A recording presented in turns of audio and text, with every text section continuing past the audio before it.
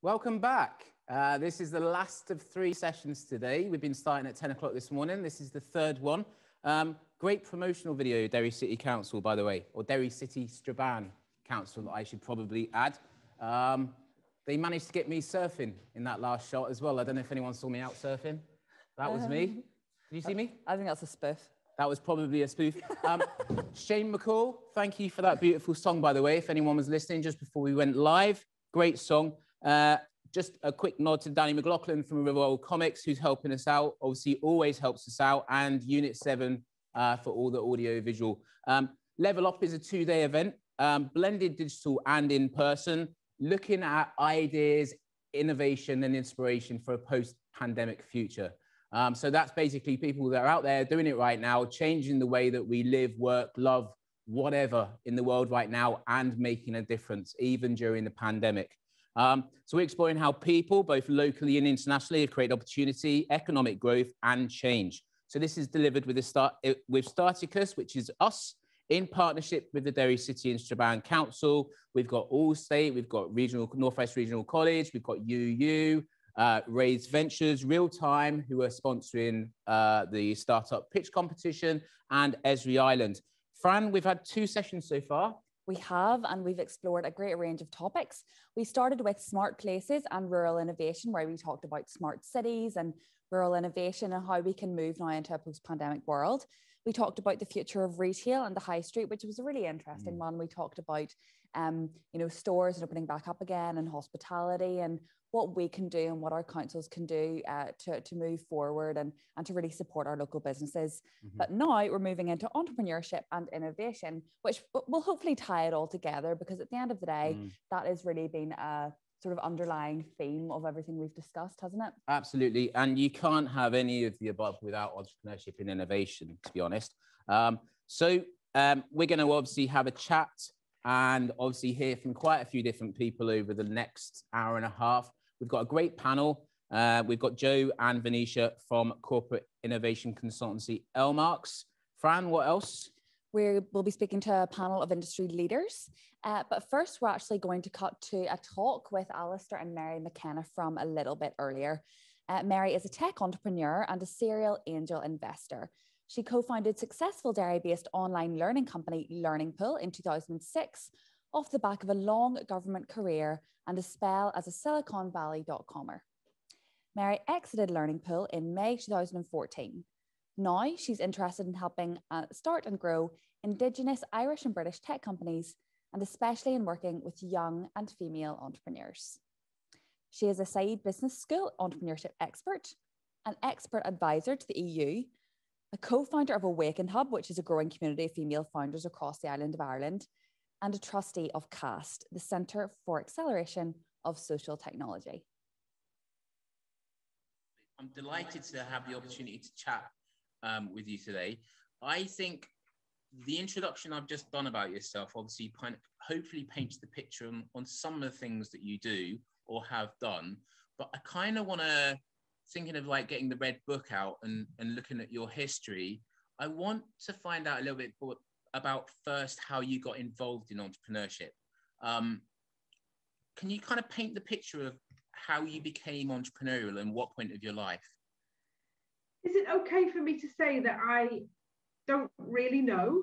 And I did come to this very late on, actually. I didn't start my first business, and this is kind of embarrassing to admit this, but I didn't start my first business till I was 43. So I say that because there could be other people out there thinking I'm too old to start, but probably really not. Yeah. And I suppose the other thing is I worked for a lot of really mediocre people before that. And after one boss after another, I just thought to myself one day, honestly, I could do this as well as they do. So why not have a go? And that was probably the mindset that led me to starting something. But it was terrifying. However, it's the best thing that I ever did. Yeah. I mean, am I not right in thinking that there's a misconception that it's young people that start businesses? And I think the most successful type of founder is within like that 35 to 45 bracket. as in the starting point. So it's not like you were alone in that. There's probably hundreds of thousands of those within that bracket that are thinking about doing that right now. A lot of people fall into entrepreneurship as well, don't they? It's not like it's something you're born to do necessarily, but is there maybe one influential person or experience that you felt that kind of drove you in that direction? And there's my dog barking in the background. Yeah, I actually used to work for Brian Keating in Belfast, and a lot of people that are listening to this will know Brian. Indeed, I met him as part of my move from London to Northern Ireland. And in truth, if you only knew one person here and it was Brian Keating, you'd be okay. And so I worked with Brian for 3 years at one of the spin-outs from Queen's University. And I will sort of say that everything that I know, I did learn from him. So he was my mentor and has always been my role model. That's brilliant. And what do you think, why him? What type of traits did he have that made him be so influential to you, if that makes sense? Brian's a self-made man. So he'd had a very successful business with those funny little computers that used to be around schools in the 80s. And just built on from them, from a very strong science background. And, you know, he was just a person that you could really admire and respect and learn a lot from. He always had a lot of very wise things to say, and still does, about putting the customer at the center of everything that you do. And if you make everything about the customer service and what you're actually providing to the customer, how that drives everything else. Good piece of advice, and always should be customer centric, whatever type of business you have. Leading on from that, obviously, I'm going to guess that was maybe, 25 years plus? 20 years ago. Oh, yeah. So I'm sure, obviously, like many female founders and unfortunately females working in business full stop, you've got probably plenty of experiences of misogyny or assumptions being made about you as a female working in business.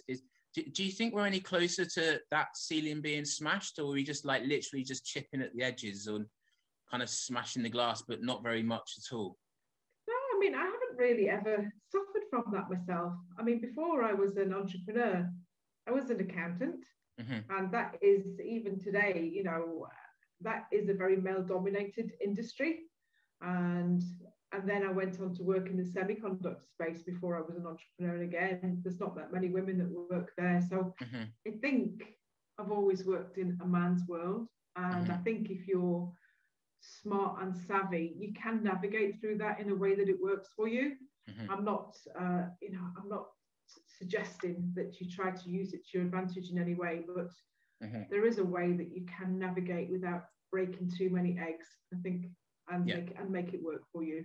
You know, you'll always get a meeting with people because they're so sick of seeing those other men in the grey suits coming in that the thought of having a sales meeting with a female, they're always going to take a meeting from you. So, you know, kind of use that to your advantage a bit. Yeah.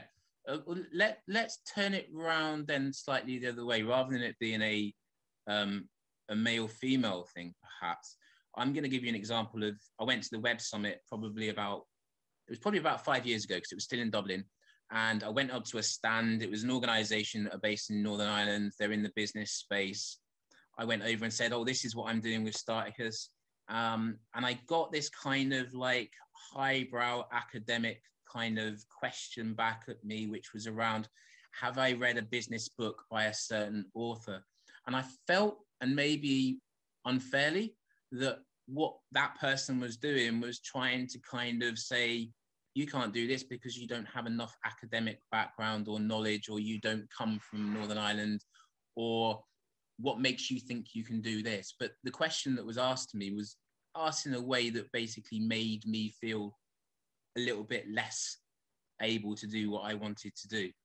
Do you think that in Northern Ireland, we still have too much kind of like management structure in terms of civil service and all the way up, so that people feel that they're in positions because they've got there because of that, and the entrepreneurial scene is therefore a little bit closed off perhaps? Or is it better than it was? So I'm going to come at this from a slightly different angle. I think one of the best things about the Northern Irish entrepreneurial ecosystem is that it is really friendly and really easy to come into. As you will know, I lived back in London for a few more years after I came out of Learning Pool, and that's a lot harder and takes a lot more work. In order to break in and find your tribe here and start to find a few people that you can learn from and buddy up with, I think Northern Ireland is absolutely perfect. I don't maybe we just ignore the academics and the civil servants a bit. Those guys are always going to be a little bit further behind us, and just because they think that what they're doing is more highbrow and better than what we're doing, it shouldn't really matter. I mean, we are the people that truly does take the academics anyway, takes their innovation and turns it into something that's commercial, because many of them are not capable of doing that. And so we all need each other, I suppose. It's a very good point, and obviously, don't get me wrong, it's not to diminish the work that, say, for example, you and Queen's do, because obviously within that, for example, there's loads of academics doing brilliant things within the tech space. This was more of a person who wasn't academic, but was trying to throw an academic question at me to kind of like challenge me, but obviously they're superior than me in that type of question because they read the book, and that was just the reason for it. But I want to know a little bit more about Awaken Hub. But before we move on, you meet those people in every walk of life, and like whoever sent that person to go and work on a stand, that was a bad call. Yeah, absolutely. And again, obviously, I think what you mentioned there about friendly people within Northern Ireland and the ecosystem within the grassroots, and we will probably mention a few of these at the end of this. There are lots of people that don't see each other as competition, but see each other as invaluable in joining the dots. And I think that is where Northern Ireland stands above pretty much anywhere else, obviously, in terms of the support within the ecosystem to make a difference. It's generally going in one direction, which is to help others do good. And I think that's a great thing that we've got at our disposal here, not just in Northern Ireland, but across the island of Ireland. And I suppose, obviously, you're doing something within that ethos with Awaken Hub as well. And obviously, I'd like to know a little bit more about that and what your plans are, really.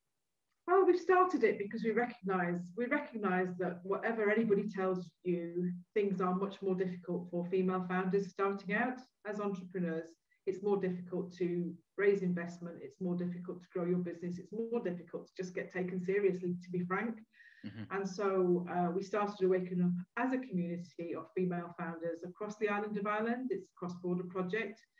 The community's building well.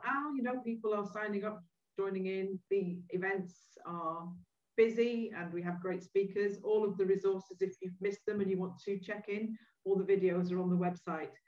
I think where we'd like to get to next is maybe cementing some of the relationships with some of the government agencies, perhaps the local authorities, north and south, and perhaps, the hubs along the Atlantic Economic Corridor. I think access to mentors and access to a community is something that those parties that are working in isolation maybe don't have such a good footprint in as we do. We're well connected into the diaspora too. So pretty much any type of mentor or steer that somebody needs, they'll find it in our community. So that's where we're going. We're just going to let it grow organically and see what happens. Something will emerge. Yeah, no, awesome. And I think obviously it reminds me slightly of the work we've been doing with Impacting Founders in Derry with the Female Founder Programme we won, which was in partnership with Young Enterprise and Ulster Bank. And the Super one thing program, by the way, well done. Thank you. And, well, the thing that struck me about it, Mary, is it was not rocket science. Like some of the things that we've suggested that we do, or we suggested to the female founders to do, was very much about just opportunities and flagging of opportunities to people as they come up. And I think sometimes that's the thing. We think there's a golden ticket, obviously, that takes us somewhere, or there's a golden ticket of a program that exists out there. And really, again, it's all about joining the dots and letting people know about opportunities and making sure that they feel valued enough to apply. And from that, it won't surprise you that I actually wrote a blog on that topic.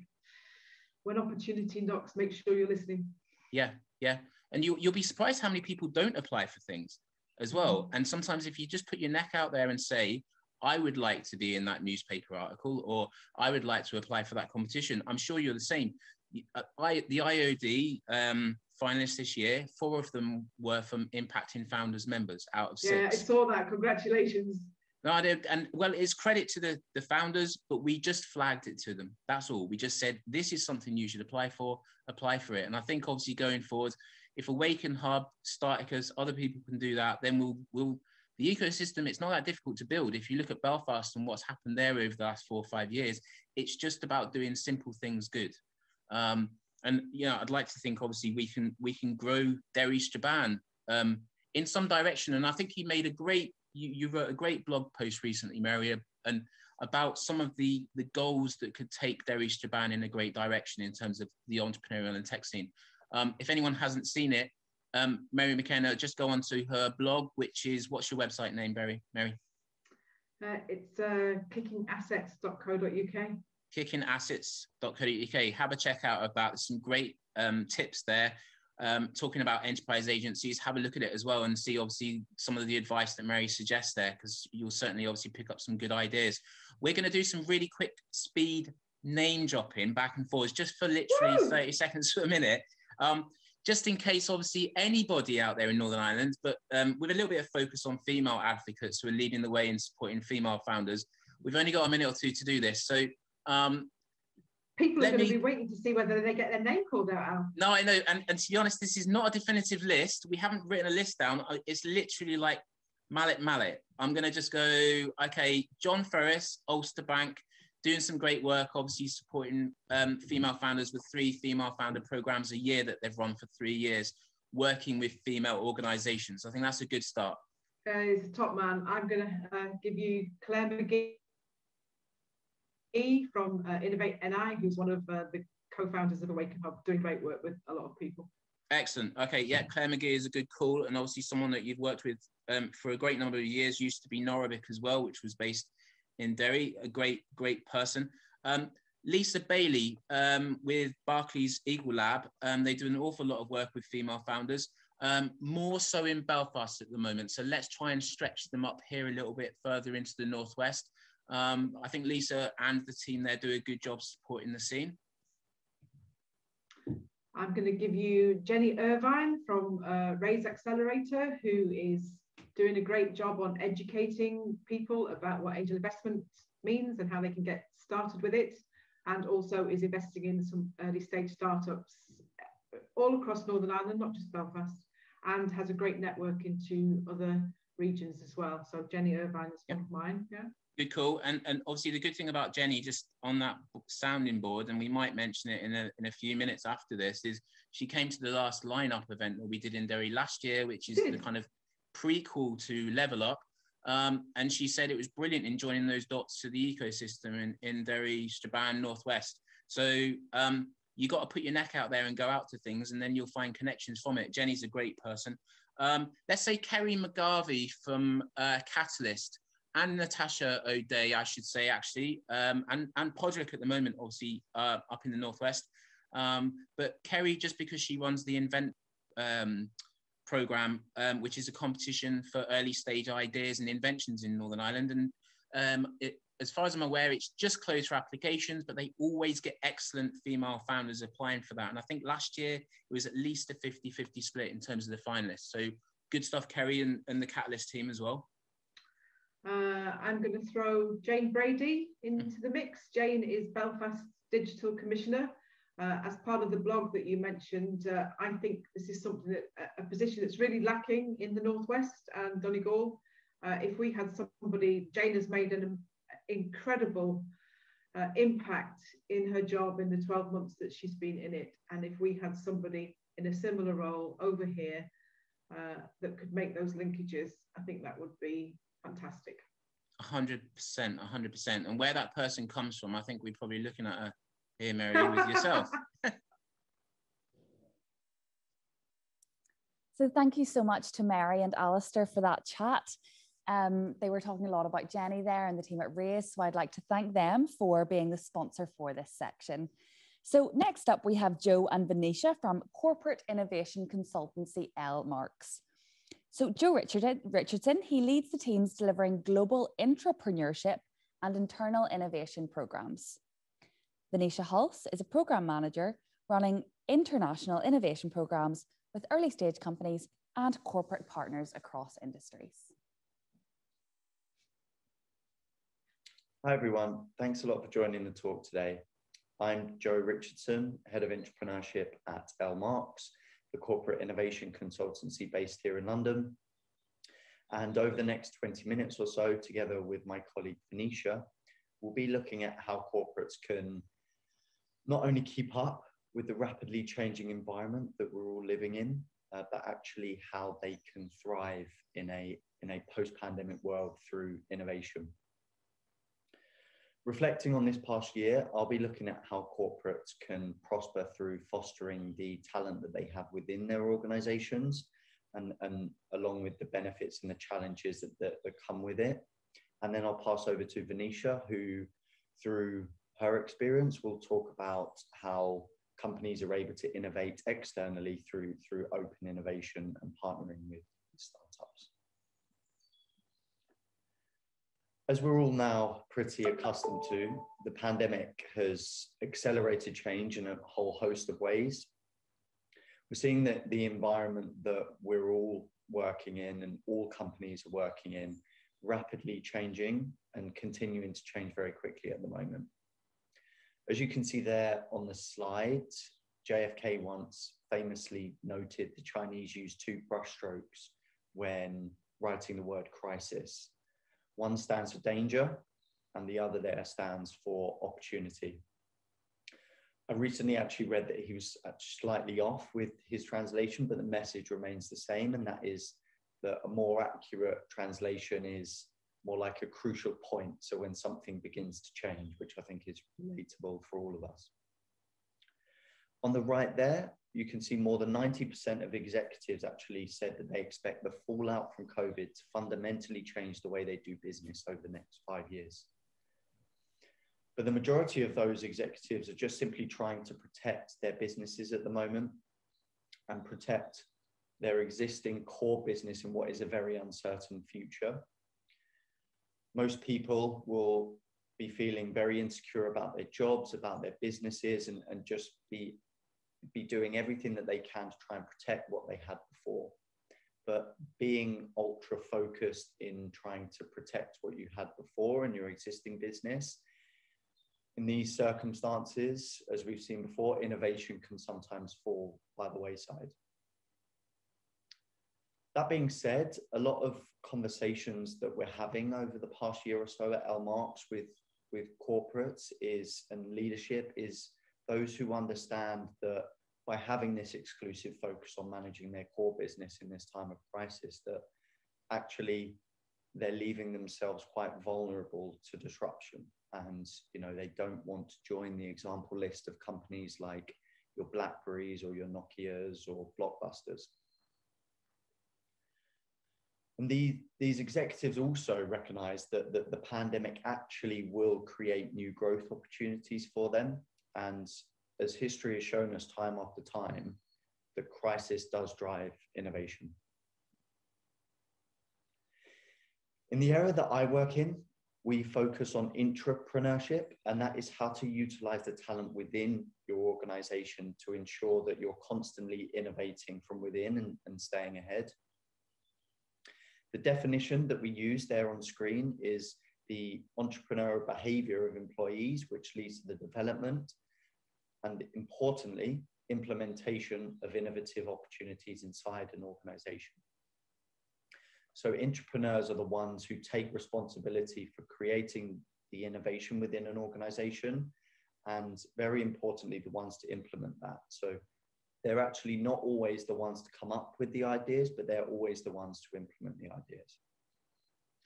Some famous examples, as you can see here on screen. So the PlayStation actually was a result of an entrepreneurship initiative from a guy named Ken Kutaragi from Sony. The Post-it note, this was a man named Dr. Spencer Silver, who was actually looking to create a really strong adhesive for 3M, but stumbled across a low tack adhesive that could be repurposed and became this post-it note. And a digital camera for Kodak. This was a guy named Steven Sasson. We've also seen plenty of less famous examples, obviously, through our work at LMarks with corporations such as Sumitomo Corporation, and recently over the past year or so have seen a real explosion in social entrepreneurship. So employees looking to tackle real social issues and build businesses around them. And as that aligns more and more with company strategy, then we're seeing more and more successful implementation of those ideas. Other than building these new products, what are the benefits of pursuing entrepreneurship? And importantly, these are the benefits when you do it well. And I say that because it's very difficult and it comes with a lot of challenges, which I'll talk about slightly later.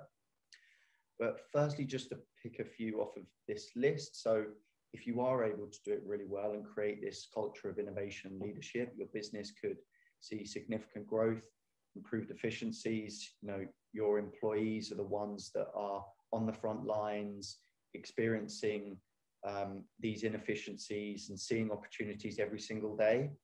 And so a lot of these employees actually have brilliant ideas, and research has actually shown that over 80% of employees have ideas that could improve the business. Another huge benefit, looking down the list, is a boost in employee engagement and breaking down, and giving a voice to all employees that attracts and retains the best talent.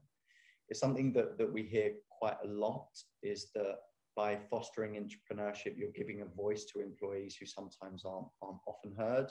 And engagement in the workplace is a huge problem, which results in huge costs for organizations all over the world. And so that means there is an opportunity, as you know, higher efficiency means, higher engagement means higher efficiency, productivity, and higher retention. But it also means that you're attracting the best talent. And if individuals are seeing your company as innovative, then you're going to attract the best people. Again, looking down the list, and something that we do in our innovation programs is really promote cross-collaboration and encourage people from across all sides of the business with different specialist skill sets to come together and form new businesses. These people, in a lot of cases, actually have never probably worked together. And so it's bringing people together across the organization with different but specialist skill sets that complement each other and are crucial to the new business success. And by doing so, you're increasing the collaboration, promoting interconnectivity, excuse me, and breaking down silos. But possibly the biggest benefit, if it's done really well, which by no means is an easy task, as we know, is that it can provide the infrastructure to sustain and to breed innovation over the long term, which is the goal. Whilst the benefits of doing entrepreneurship are hard to argue with, as I have said a few times, it is incredibly difficult and it comes with a whole host of challenges. Now, I truly believe that large organizations can be as innovative as startups, but they also need to recognize that they're not startups and shouldn't strive to be startups. That they need to recognize the conflicting situation that they're actually in by pursuing innovation and pursuing innovation in a large corporation.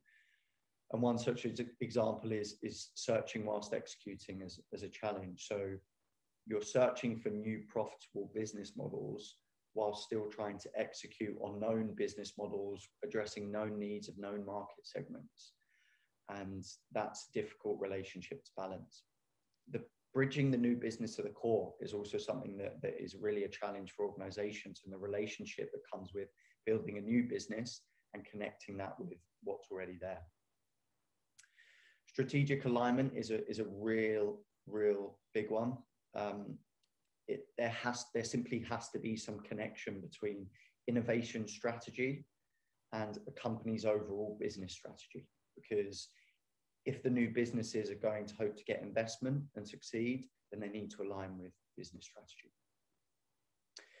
Decentralized decision-making, so giving the employees in the new business power to make those crucial decisions for their business, which is sometimes a challenge, and then also attitude towards failure. As Mr. Musk would say, if things are not failing, then you are not innovating enough. But this is a hard thing for organizations to fully embrace and treat every failure as a positive. As a last point from me, so we recognize that innovation really needs three things to succeed: and leadership, support, organizational design, and innovation practice.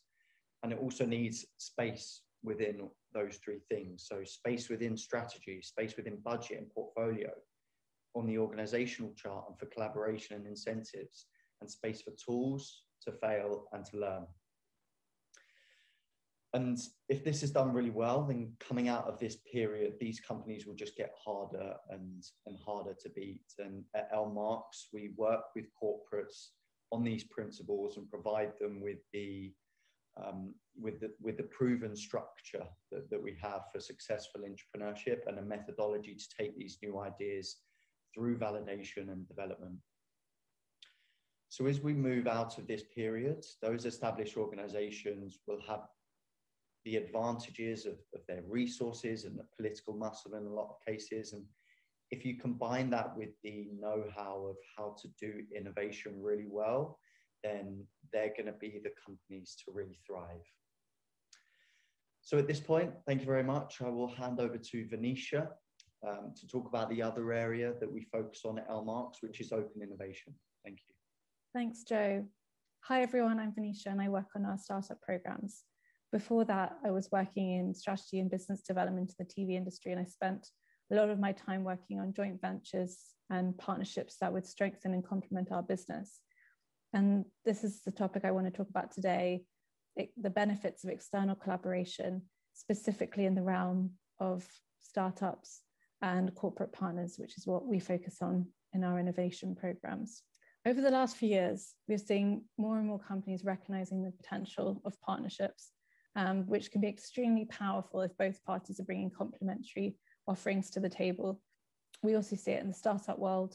When you can get the balance right between co-founders, there's a higher chance of success than for solo founders. Not that we want to discourage solo founders. I thought I'd add in this African proverb: if you want to go fast, go alone. If you want to go far, go together. But I wanted to add a huge caveat that with large corporations, they're more likely to go fast with startup collaboration. I'll be exploring the benefits of collaboration, and potentially that's even more relevant now during COVID times. So why would large corporations want to partner with startups? There are multiple benefits, but I'm going to focus on just four.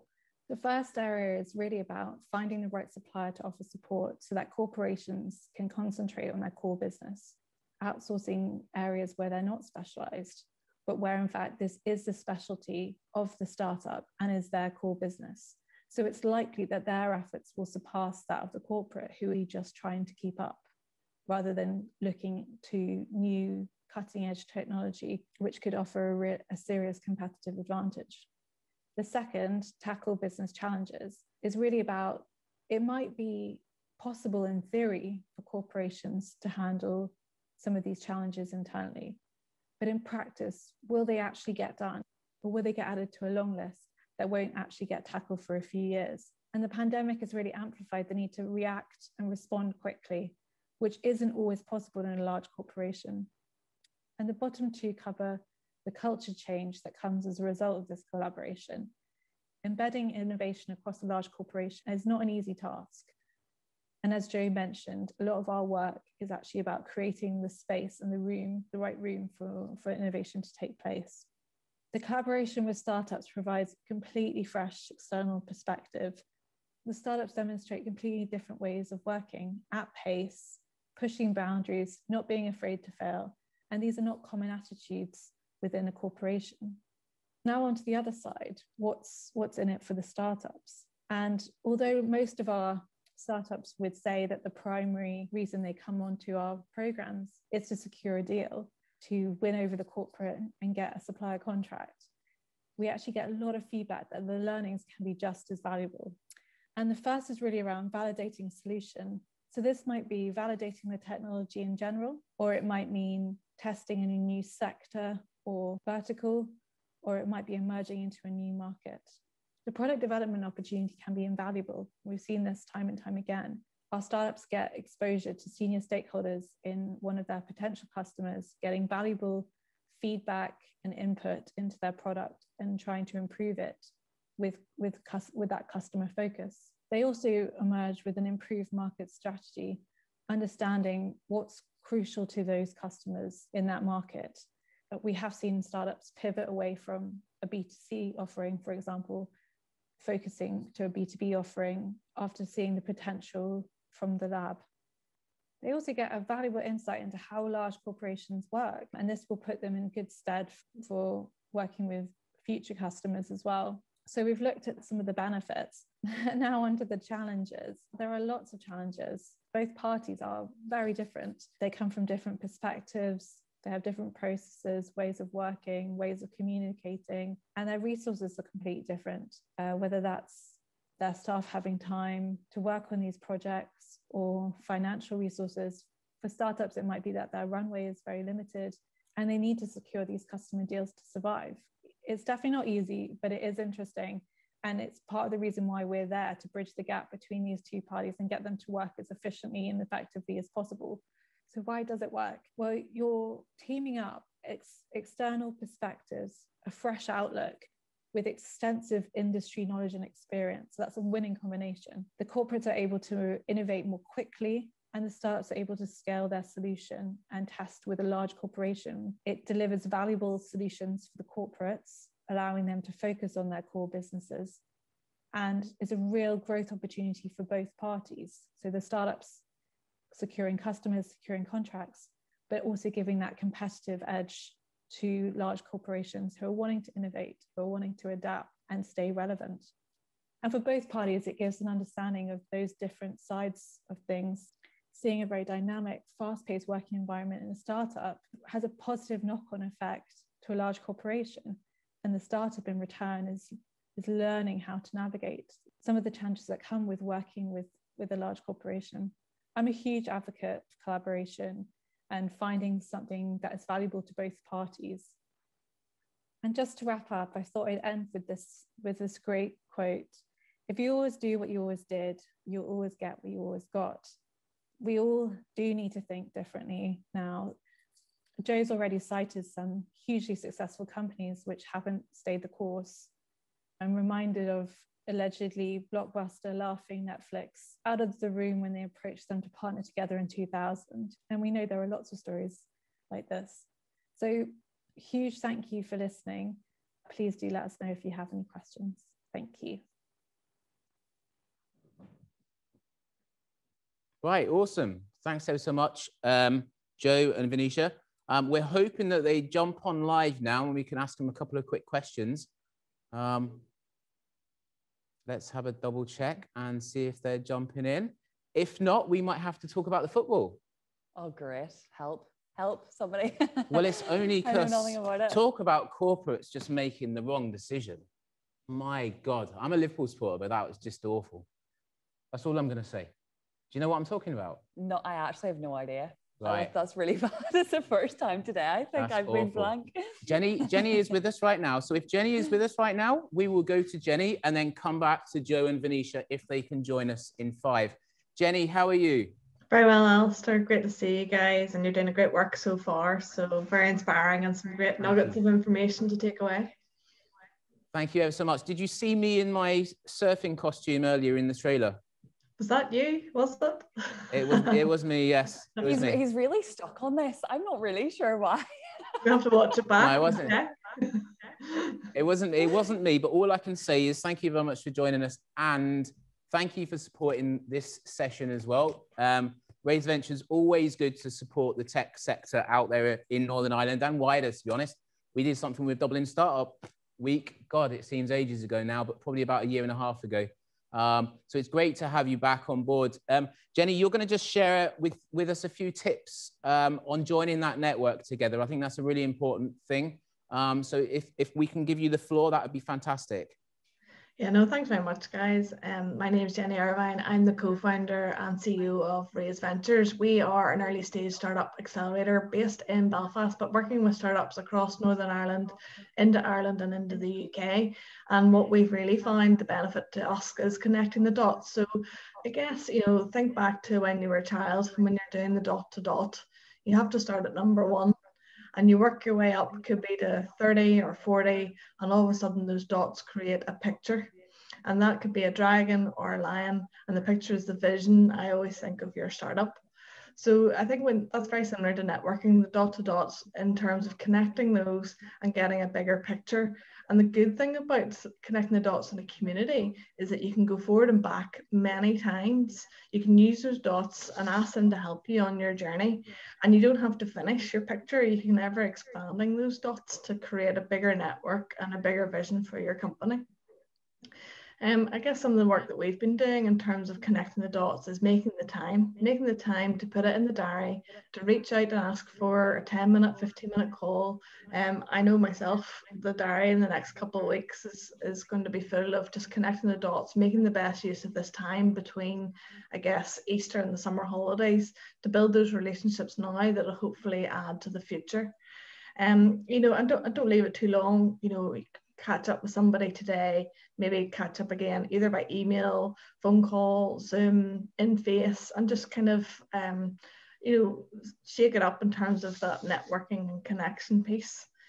And I guess looking back at some of the work that we've been doing in terms of networking and community, Alistair mentioned that we came up to Derry this time last year for the event, and it was great to kind of reach out further afield. We work a lot with the startup ecosystem. I know we'll touch on this later, you know, women in business, feeding into the younger entrepreneurs with Katie at the Yenny network, and we build our own communities through Raise in terms of tech communities, angel communities and startup communities. And I guess that's kind of where, you know, connecting the dots really adds value, and you want to bring the right speakers into the communities at the right time, talk about really subjects that are of value, and that's obviously what LEVELUP's been doing today. I've met so many great people, you know, at all the events that I've been to, and you always look back, and I know from this event last year, I met Claire Ryan from IT Security, and I'm delighted to say that they now are on the Raise programme, and that's a year-long relationships that we've been working towards, and I'm delighted to make that connection. So I guess, you know, from the connections that we make today, whether it be online, in person, will serve you for tomorrow. Put time in the calendar, make the effort, and have the call. You know, connect in person can be challenging as we move out of lockdown. Everybody's got used to the Zoom. So a couple of tips of thinking on that in terms of walking into the room can be really challenging. It takes practice.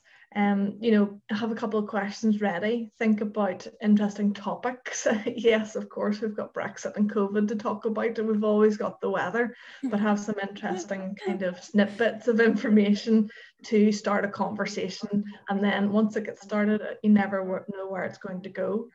And online kind of networking, yes, reach out, ask for the call, but respect each other, that other people, you know, they're very busy, and support each other. I think online, likes, shares, commenting and sharing stories, I think is a great way to support each other as well. So hopefully there's a couple of tips and takeaways in terms of connecting the dots. Excellent, Jenny. So what we're going to do now, before we go into the full panel, where we're talking a little bit more about the Northern Irish ecosystem and also joining the dots in that way between different people, I'm just going to get Elmark's Joe and Venetia to join us. So Jenny, you stay there, because this is a great way to start joining those dots, obviously with Joe and Venetia as well. Danny, how are we doing? Happy days. This is like the one show, isn't it? Yeah, I mean, hopefully. Do you know what? Let's do it. Let's create this Northern Ireland version. I'm just I'm kind of thinking that maybe UTV or like ITV might be calling after this. Do you know what? I'm gonna keep my phone on loud. If they're not, I'm always on Twitter, guys. Joe and Venetia, hello. How are you guys? Hello. Hi, good to see you guys. Thanks for having us. Good. Yeah, no, thank you. And thank you for the informative talk as well. Jenny, by the way, Jenny there, just to introduce you both. So Jenny obviously works for Raise Ventures. They're a private accelerator who are based in Northern Ireland. They do some great work with founders, but also work with founders from outside of Northern Ireland as well. And I think that's been the benefit of being in a virtual space really for the last 12 months, is it's been a lot easier to join those dots. So I just wanted to kind of touch upon obviously that from when you're working with corporates at the moment, are you finding it that they've been innovative enough to be able to kind of still run programs virtually, or has that been a bit trickier? Have they been receptive to that change, I should ask? Yeah, shall I start, Venetia? I'll start. Yeah, you go and I'll follow. Yeah, so for us, Al, so a big part of our entrepreneurship programs that we run is actually going out and doing physical in-person workshops with a lot of people and a lot of employees all around the globe.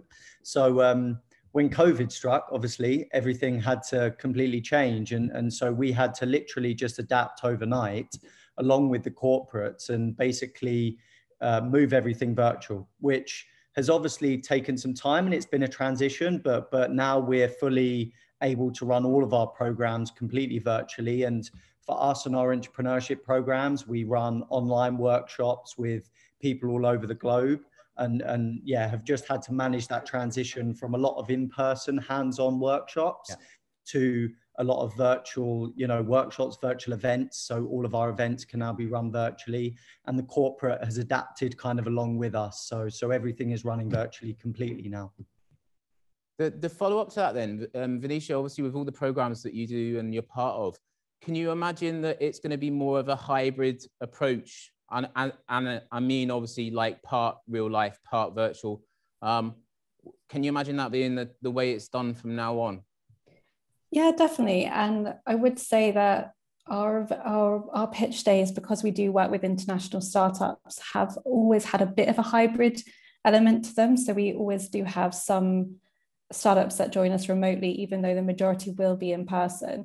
And I would say that, going on off the back of how have we been able to adapt? There have been some positives. So although a lot of our corporate clients are much more face-to-face people in general, we have found there's more availability to have extra workshops, extra contact with some of the startups. So they've received more mentorship, which has been great.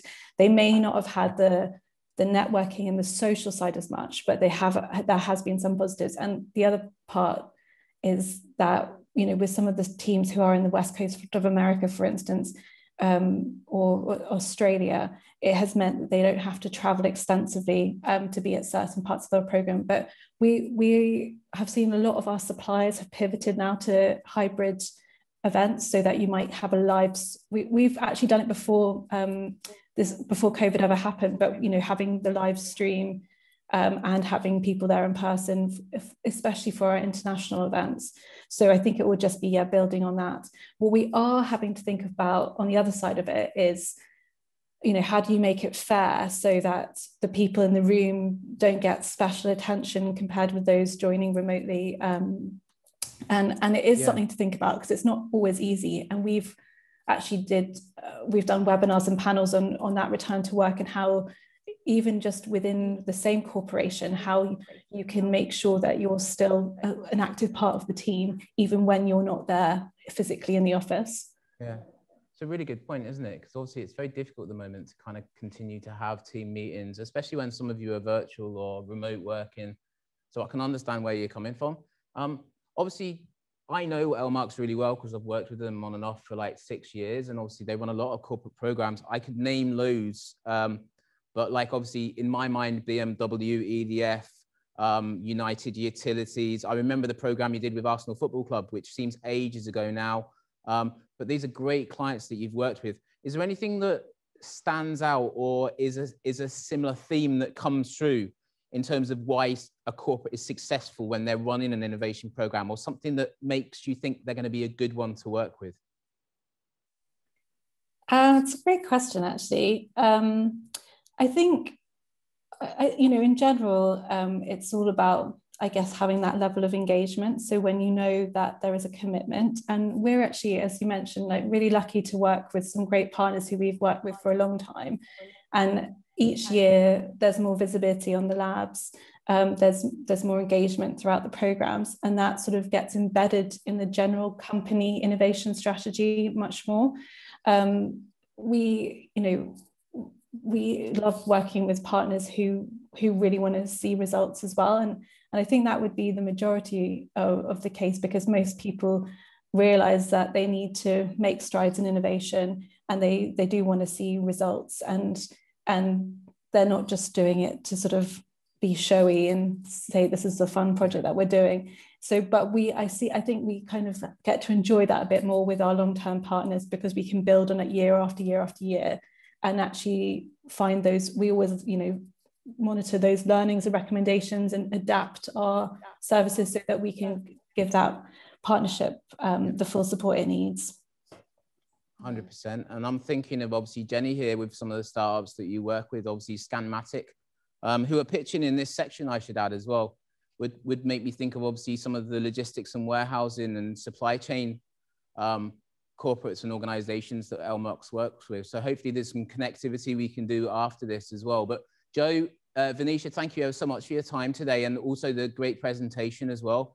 I think the point is you either innovate internally, innovate with other partners, or you might have to consider, can you sustain yourself as a business long term? That's a fair point, isn't it? Yeah. Good stuff. Absolutely. Rock and roll, guys. Thank you very much for having us. Days. Thank you. All right. Cheers. Thank you so much. We'll see you soon. Thank you. Jenny, you stay there.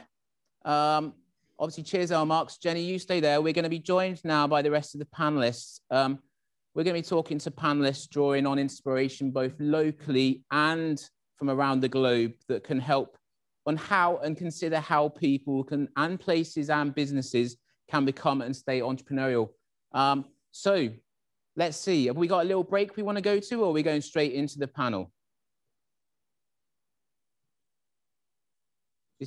This is our first awkward pause after 5 hours, so we're not doing too bad, are we? We finally got an awkward pause. There he is. There is the man himself, Gary Davidson, Natalie Novick. Okay, fantastic. So talking of joining the dots, this is great. Timothy Brundle from UU. So we have more people obviously coming and joining us. And to our right, and I'm just going to double check that the camera fits Ryan in. We actually have a guest in the audience as well. Can I just double, there he is, looking fine as always. Thank you. Ryan, you're based in Derry. So let's start with what you're doing. Sure. I want to kind of focus on the lab. Sure. Just tell us what you're doing, just in case any of the other panelists that are signing in. Hello, Adam, as well. Yep. So yeah, tell us about the lab. What are you going to plan to do there? So the lab fund is a fairly simple concept. So I started my own entrepreneurial journey about 5-6 years ago. And what I found, I've lived in Derry here for about 20 years. I'm almost native. So what I found in the city was we were missing a number of things in terms of that entrepreneurial ecology. The first one was a really positive feel for the achievements that people secure on a week-to-week basis. So entrepreneurs were doing great things, but it was getting lost sometimes amid the negativity of, we're not getting enough FDI, we're not getting enough support. So we wanted to change the messaging around that. And we developed the platform called Your Derry, which is a very positive platform, which pumps the sunshine, if you like, as much as we possibly can about the great things happening in the city, and trying to reduce this level of, nobody's coming to save us, we should get more investment, blah, blah, blah. So we wanted to change the conversation around that. And that's working reasonably well, thank God, over the last few years. But we also realized very quickly that if we were really going to develop the ecology in the right way, what we needed was a small fund of money that would help those kind of entrepreneurs that we were coming across that sat just beneath the radar. And it went from a situation where we were saying, look, do you need a few quid to do this, from a number of key individuals to, look, we need to formalize this a little bit. And I've done a number of bits of work in Galway, Dublin, a number of other places where this concept of businesses signing up to a small amount of money, £20.24 per month to the year 2024, put it all into a pot, and every quarter go out to an open round and just give it away. With some very, very clear parameters. Now, those grants can go anywhere from like 250 quid right up to, I think the last round was a little bit bigger, went up to 1,500, 2,000. But we also we have a whole team of volunteer mentors through the lab fund. It's easy application. It's a video application. takes 10 minutes. There's no interrogation. There's no Dragon's Den type scenario. It's a little bit softer than that. So a little bit, inverted commas, easier.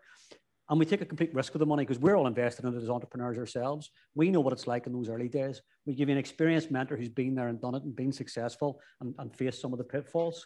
And so far, we've funded some exceptional businesses that are just going from strength to strength. So in essence, that's what Lab is. Really simple concept. 75 local businesses signed up so far and more joining every day. Awesome. You want local heroes? There's one. I think we need to make sure that that story is amplified. Imagine a pot of money which is set up by people to support local people and fund local businesses. Great stuff, man. Great stuff. Great stuff. And all the team, obviously, at your dairy. Fran, over to yourself, obviously, to take on the lead with the rest of the crew over there. Yeah, so I mean, obviously, Jenny started talking about networking. You've just talked about how 75 businesses got together to network and obviously support each other. So I suppose I just want to open up and get your thoughts on maybe how joining the dots in your respective local ecosystems has really helped each other and the businesses you work with grow, and how we can really seek to improve that in the Northwest. Yeah. Just obviously to jump in there first, please introduce yourselves as well. I should have asked you to do that. So as you answer the questions, introduce yourself.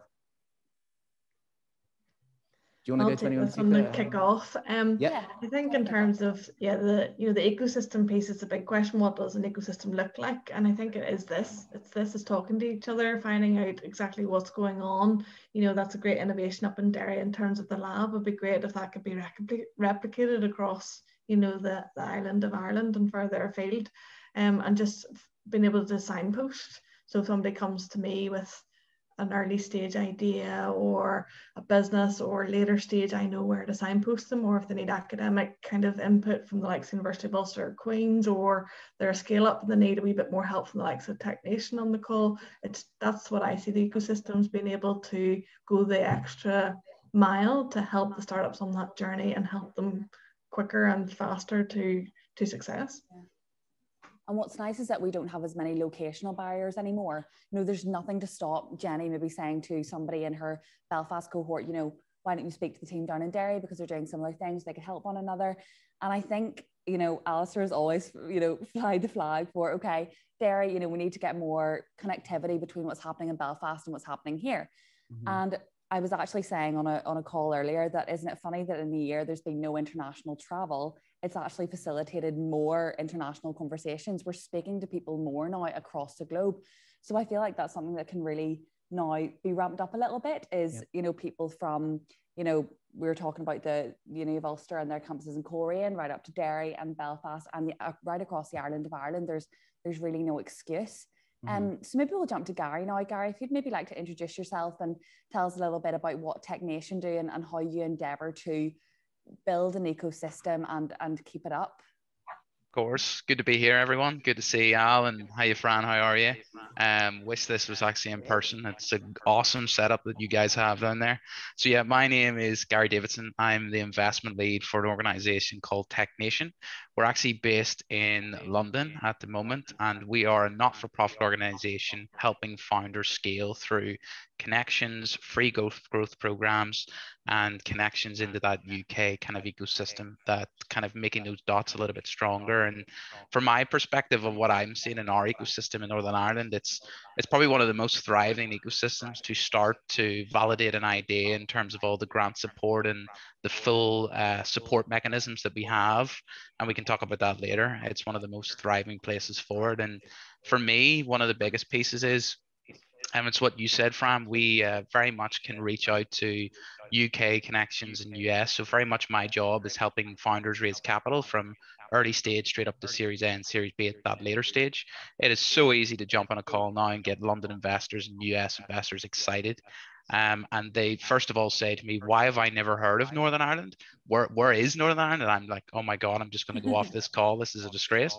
But once they start to understand the companies and the talent and the power of our founders, they want to hear more. So that's very much what I'm trying to do. And we can talk about that later. But very much we need to create more bridges into other ecosystems to embrace more collaboration. Really good point. And I'm going to jump to Natalie before we look at maybe more the UU and the council perspective. with Tim and Adam. And Natalie, it's lovely to have you with us. I remember last year you were going to be here at Lineup, which was the precursor to Level Up that we're doing this year. And unfortunately, you weren't well at the time. You're okay now. It's great to have you with us. But Natalie is someone that has an ecosystem knowledge across the whole world. And you've studied the European ecosystem. And I remember us chatting in Dublin, and you mentioned there really is no such thing as ecosystem, really. It's just like there's people in places, and there isn't a ecosystem. It's just a global network at this point. Mm-hmm. So obviously, in terms of how you're seeing Northern Ireland, and let's focus here on Derry Strabane. This is Derry and Strabane Council Enterprise Week after all. Say you had a pot of money, and that was coming from a thing called the City Deal. And we've got that there now. We've got some money that's going to come into the city. If you were starting with £5 million and you had no ecosystem in place in a city, what would you want that ecosystem to do to start that joining the dots and starting the ball moving in a sense? Okay, so that's a very big question there. But just as a way of introduction and background, my name is Natalie Novick, and I got in touch with Al, and my experience across the startup ecosystem comes from my PhD research, and I've lived and worked in 27 different countries, working closely with entrepreneurs about the pain points and the challenges they have when it comes to starting a business. I couldn't join you all last year because I was one of the first people to get COVID from when I was in Estonia. And that's what I used to do, was travel really all around different countries, speaking to entrepreneurs, interviewing everyone at all levels of the ecosystem, and really came to this kind of very conclusion that if we look at ecosystem as something that's geographically bounded, we are going to be losing out on a lot of opportunity. And for example, this weekend, I'm hosting a startup mentoring for the University of Zimbabwe in Harare, right from where I am, where I don't have a local ecosystem here in north of Edinburgh in Scotland. So really, it's about opening up those opportunities, opening up our mind of what's possible, and that our ecosystem is something that we can think of as a mindset. So we can build connections to those that are also invested in a similar sense to thinking about building companies, about thinking about building things in the right way, making that positive change wherever we are, whatever industry we care about, and finding those that really have that passion as well. And I think what's really great, watching the film earlier of kind of come home to Derry, what's special about that, and what I would be putting that investment towards is to really helping build a vibrant local community that people feel supported, that people feel safe, built and supporting those that are already giving back to the communities. Like events like this are unfortunately too rare. And opportunities that can elevate the real excellence of our local communities. What great initiatives that people are working on, great startups, great ways of mentoring and supporting founders. There's not enough support in that direction. There might be support for investing in businesses, but not for that lower level and those voices that are so often unheard. Those voices that those young people and often underrepresented people that want to come into business, there's very few that are actually listening to them. It's always, let's talk to the unicorn founders. Let's talk to everyone that's already made it. And what you do is create a lot of bias, survivorship bias in your startup community, and that's a real problem. I see real endemic in the UK. It's European wide also, that we only talk to the ones that have made it. But the startup ecosystem refreshes itself every 10 years, especially even faster than that nowadays. We need to be talking to those that are coming out of university, those that are coming into new different types of work, understanding those pain points and those challenges, and really investing in those initiatives that help level the playing field and level up our ecosystem. Oh Love my it. God, Love name it. dropping. Look at that. Would you come and sit on the sofa, Natalie? He's Good replacing me. Lord. I've been waiting for someone to say level up all day. Amazing. Amazing. Timothy, Head of Research and Innovation, Head of Research and Strategy. Yeah, something like that. Yeah, so I look after research and the commercial side of Ulster University. I really liked Natalie's contribution a whole lot. I did the first ever study of technology entrepreneurship in Northern Ireland when I was a student.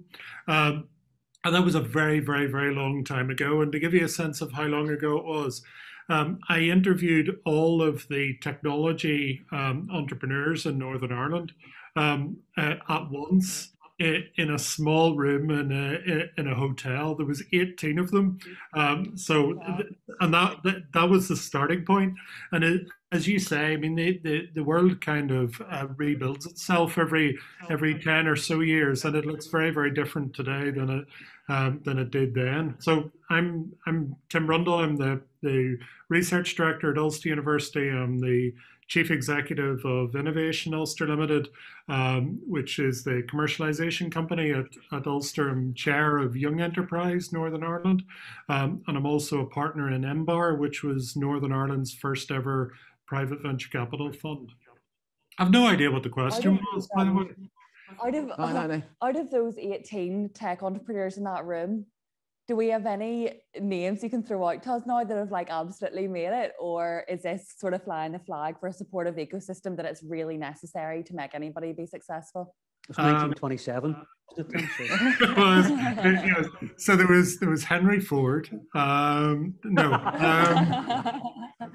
Yeah, so and a bunch of them have been mentioned today. I mean, Mary McKenna mentioned Brian Keating. He was one of those people in the room. You had people like Frank Graham who built Kainos and a bunch of, so almost all of those people made it somewhere. Not all of them made it in the ventures that they were involved in at that time, but most of those people are still around, and the people that they employed are still around. And they've done a whole bunch of really, really interesting things. So, well, it's great to hear that some of those names are sort of still involved in the ecosystem and now trying to support up and coming entrepreneurs and giving back in some way. I'm gonna ask a follow on from that then, which is more, well, for anyone on the panel, but like I'm thinking of Kainos as a good example there. How many spin outs have come from Kainos? And then the follow-up to that is, Gary, you're doing a great job connecting the ecosystem. I say that because Elemental was just in the top 10 of, was it Rising Stars in Tech Nation? Yep. So anyone that doesn't know Elemental, we can't have a 2-day event in Derry without mentioning Leanne and Jennifer and the work that they've done with Elemental software. Chris English, who's part of their team, is with us tomorrow talking about health and wellness. But they're just smashing it at the moment. They're an amazing company, Derry-based. How important is it, and this is another question for anybody to jump in, how is it important that we create a legacy and tell the stories of these people? Because I'm those 18 people, you might know them, but how much does the working class person in Northern Ireland know these people? How do we get word out on these people so that there is a celebration of entrepreneurialism everywhere? Let me kick off as a director and shareholder in Elemental. Give you a flavour for that. So I've been involved with Leanne and Jennifer since 2014. The story that they will tell once they come out the other side of all this will be a really interesting one, because the early days were actually very difficult in terms of the ecology here. But they managed to plug into it at a point in time with a more sophisticated ecology internationally. And I think that was a real tipping point for them in terms of understanding what the opportunity would be. But they had to be incredibly resilient and relentless in those 3 or 4 years at the start, because there wasn't the level of maturity or sophistication, let alone in Derry, but really in NI, in my opinion, even 6-7 years ago, and it's a lot more mature recently. But I think the lessons that they will share will be intriguing, to say the least. Yeah, I'm looking forward to hearing how they did that, because if you're saying, well, if we're all saying that there's been less of these international conversations taking place, but you're saying that these girls actually reached out and made that next step. It'd be interesting to hear how they actually did that and the success they found with it. I think it wasn't optional, it was a necessity. Okay. And I think that was the thing here. So the reception in some parts of the, let's call it the ecology here, weren't great. And I think but once they got then to the stage where they were seen as the successful unicorn, everybody wanted to see them. I think, and that's the nut to crack. Once you're seen as a success story, the support comes, and I'm intrigued by Natalie's comments about just how important that is to be seen as successful, because that's when the journey gets that little bit easier, quite a bit easier, I think. And certainly it's been the experience in not just Elemental, but in other businesses that I'm involved in as well. It's a really good point, and Natalie and yourself have both now touched on it. How do we reach out to those that don't feel that they can be or are part of the entrepreneurial scene? Because it's pretty tough. And Tim, I credit UU with doing amazing work in Northern Ireland, as I credit Queen's, because they're two great universities. There's quite a lot of academic innovation that happens there. What can we do in terms of grassroots, Tim? And then obviously, Adam, I'm going to ask you that follow-up from that in terms of the council. How are you approaching it? So Tim first. Yeah, I'm going to go back to your previous question that you'd posed to the panel about the ecosystem. You know, how important is the ecosystem? You know, the ecosystem is people reaching out to one another. You know, whether that is sharing experiences, sharing contacts, providing mentoring. So, I mean, all of that is critically important. You know, whilst those first 18 people didn't have that and then started to create that, it's not an open system, or wasn't an open system, and it has to be an open system, and it has to be a system that in which people feel welcome regardless of their backgrounds. Now, you know, I'm a huge advocate of the work that Young Enterprise does in schools, you know, giving people the opportunity to you know, develop ideas, sell those ideas, work them up, work with colleagues, you know, get those ideas out. But I think, you know, the welcome and the visibility and the accessibility of all of these things are really, really critical, because people need to feel that, you know, this is a world that they can walk into, that they're welcome in, and they can play in a level playing field with everybody else. It's a really good point. I kind of feel like we need like a middle-aged enterprise, not just a young enterprise. I do loads of work in schools for young enterprise, and I feel like the drop-off rate post all these amazing kids in schools is just criminal. Not because of anything Young Enterprise do, they do a great job, but once they're out of the school system, and I know that Carol's doing some work on trying to create that legacy piece, but we don't somehow need to do the innovation, the ideation work with people that are like my age, that probably have great ideas, but wouldn't know where to start with it. So Adam, from a council perspective, what are you doing to address that? I think that's a good question to ask. Sure. So just the way an introduction first. So I'm Adam. I'm from the business team at the council. So we would almost picking up on one of the points Jenny raised earlier. We would be the one-stop hub, or try to be, signposts entrepreneurs or those with an idea to advice, support, funding, perhaps mentors who can assist with business plans. Often you may need a business plan for finance. So it's just assistance with the bureaucracy of a nice civil service is probably the best summary of that. What the council is doing in the ideation space in area, we offer a number of programs. So a recent one would be the Startup Business Boost program, which was oversubscribed as out. And we kind of touching on what Ryan said as well, we try to promote the positivity of what's going on here in the wider city region. I think if you don't have the positive mindset, then you may not pursue your entrepreneurial idea. So any good news stories around there? I must say, not what the council's doing, but great examples of entrepreneurship recycling. So kind of like what Ryan's doing, what Mary's doing, the entrepreneur in residence at school. So when these are people who are have been entrepreneurs, continue to be entrepreneurs, and have recycled what they've learned and applied that to other entrepreneurs in the council area. And I for one, think that's an area we should look to continue to focus on. The city deal that the city's undertaken, it's a large investment, biggest in history, 250 million plus, which will offer a large number of opportunities across all economic sectors. But specifically within that is a focus on embedding entrepreneurial and business skills across our education sector and providers. Hopefully, you may see younger people who are at school pursue an entrepreneurship, or perhaps individuals, perhaps now due to COVID, the situation's changed and that they may be looking to start up a business. And we're here to provide that advice and support with all our other partners on the call here as well. So, yeah. Fran, you don't mind if I ask one more question and then I'll pass back to yourself, but I was just going to say, and I only say this because sometimes in Northern Ireland, we think things are tough or bad. And then I've got experience of living in elsewhere. And if you think the council has issues, then go and move somewhere else and you'll see councils that are a lot worse.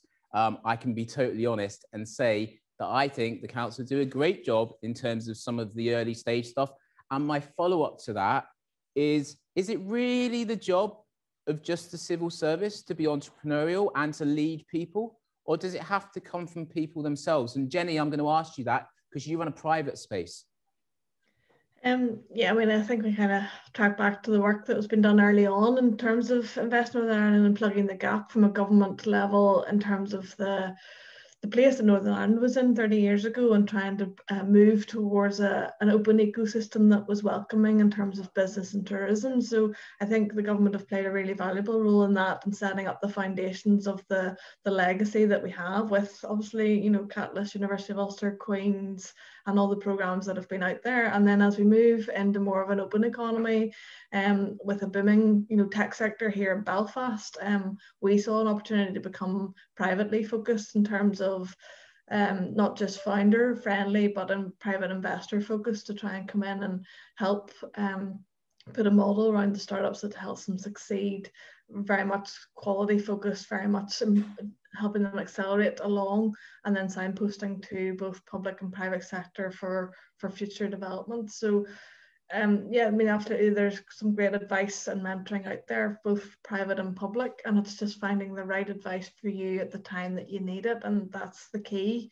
And I think we all have it on our shoulders to say, look, I'm not the expert in that. Like, we were talking the other day of a photosynthesis idea, maybe it came out of Queen's, and I was like, nope, that's not my wheelhouse. You know, you have to be honest and say, yes, I can deal with that, or no, I know somebody who can help. And I think that's the kind of, if everybody takes that view, and then the startup will get the information they need a lot quicker. I think there's a massive misconception that the public sector are responsible for innovation and entrepreneurship for entrepreneurs.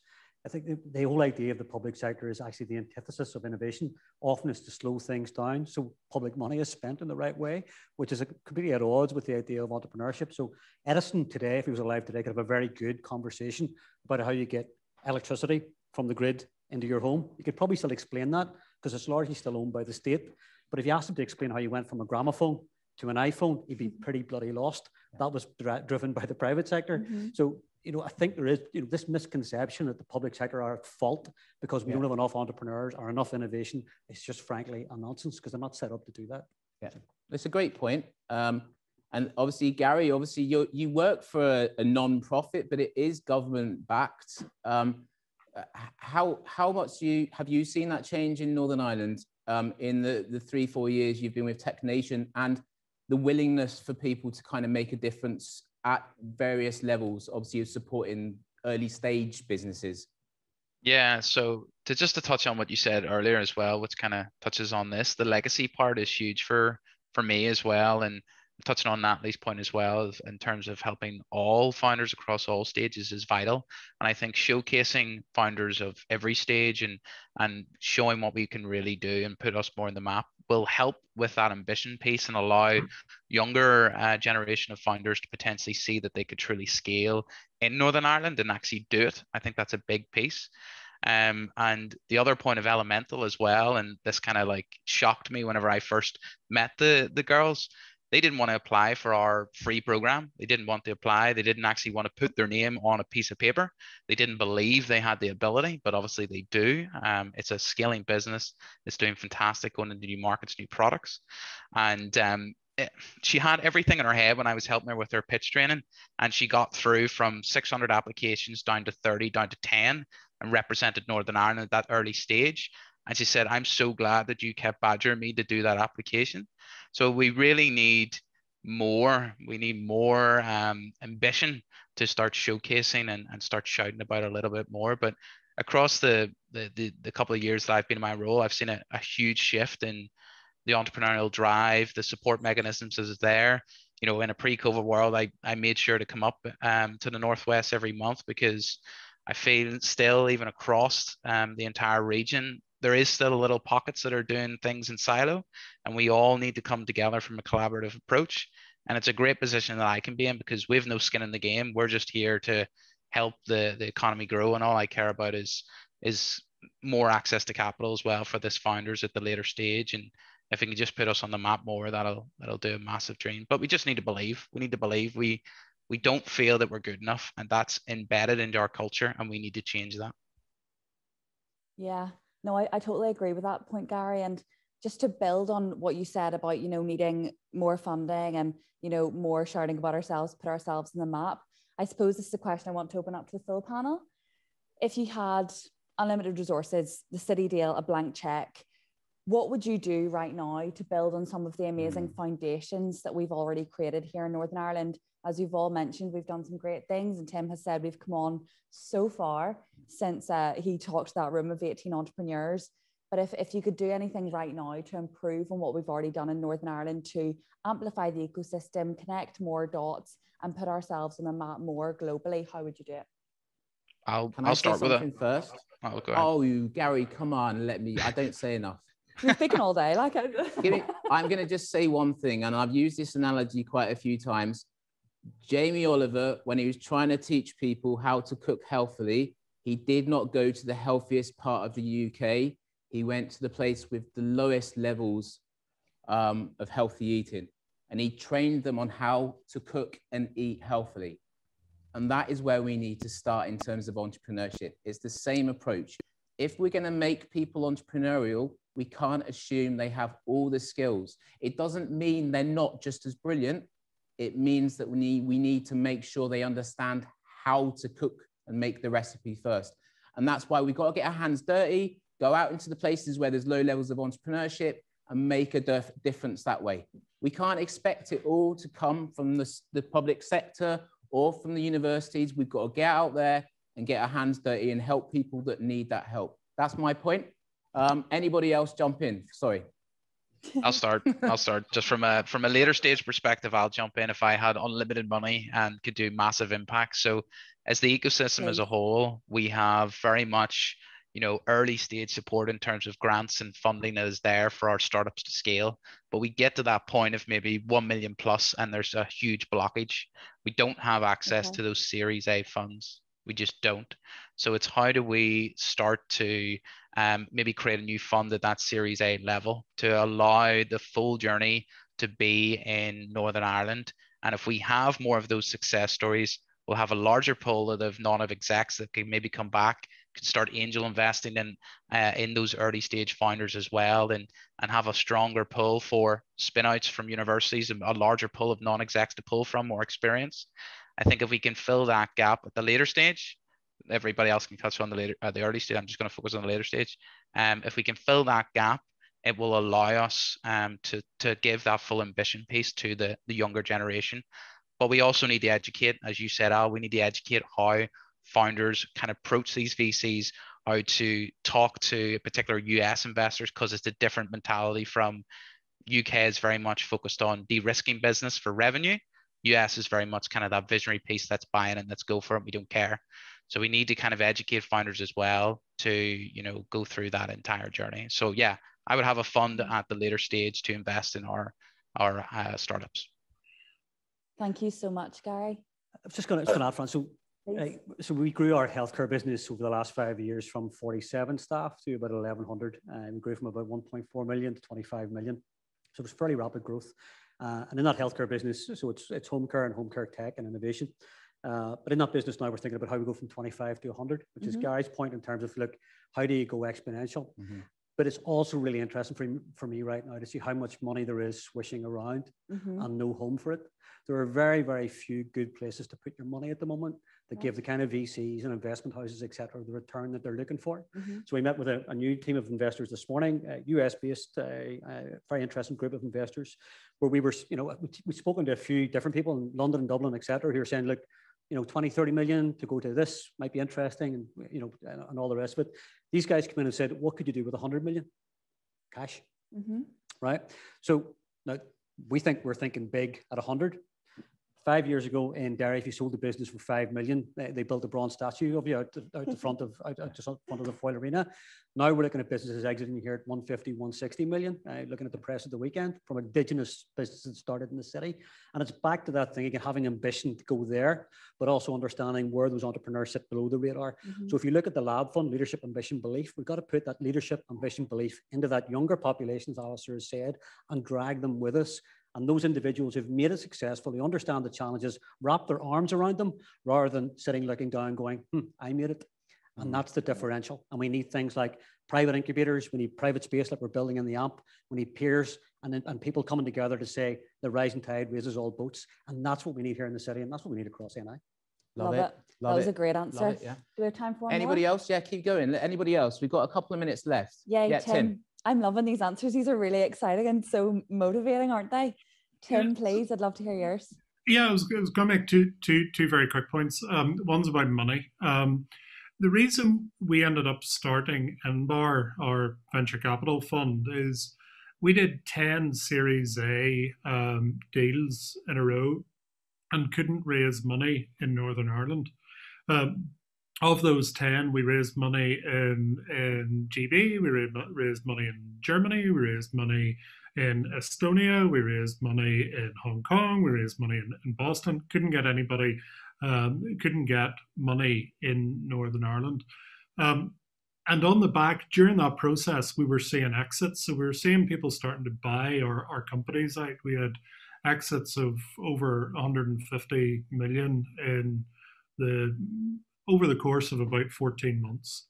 And so, at that point, we thought, okay, well, this is just bonkers because, there is a very clear gap. Raising money up to about £250,000 seemed to be relatively straightforward.